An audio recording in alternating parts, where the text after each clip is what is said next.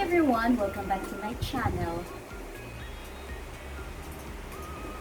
In this video, we are going to learn how to repot these snake plants. So I have here 3 pots of snake plants. I got these pots with the snake plants from my little terrace garden. Maybe you have seen my previous video on my little terrace garden. So as you have seen here, each pot, of course, has already the thick snake plants. Okay, so because we only have little space, so we have to repot this using, of course, we have the following materials.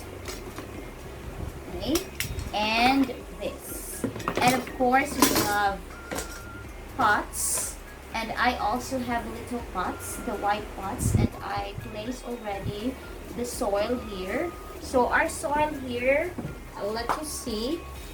Okay, it is a black soil, and there are little rocks I added. Okay, here also, and here.